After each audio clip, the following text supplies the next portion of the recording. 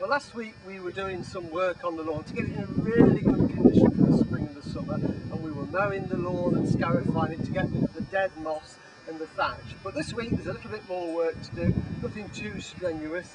The main thing to do at this time of the year is to feed the lawn. It's got a lot of growing to do through the summer. It's going to be under a lot of stress with walking on it, hot weather, dry weather, children playing on it, so we need to make sure that the lawn's had a good feed, and this time of the year is the perfect time to put on a spring summer lawn fertiliser.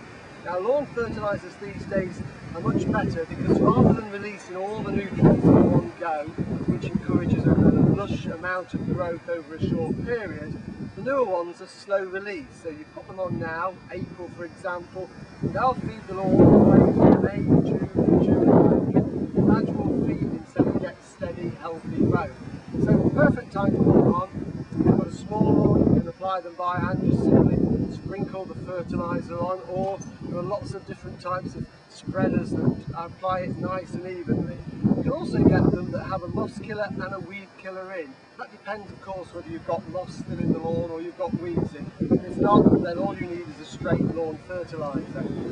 The other thing we can do also, because growing conditions are really good at the moment, is to over-sow the lawn. Now that's a process that's used very often by greenkeepers and commercial groundsmen, and it's whereby all they do is get some grass seed very similar to what you've already got, and they literally sprinkle it very thinly over the entire lawn. In areas where the grass is thin, you can put a little bit more. The idea is it will replace any grasses that have naturally died out. And they do over a winter, some die out, some die in the summer, so this just ensures that we get a nice thick covering of grass, and it is literally a case of sprinkling it all over.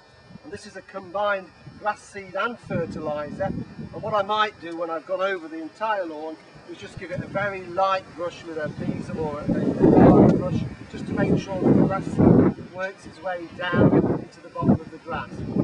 The last thing we need to do is to try and keep our lawn nice and weed free. Now if you've only got a few weeds, then you can take them out by hand, or if you've used the weed and feed, that will kill them.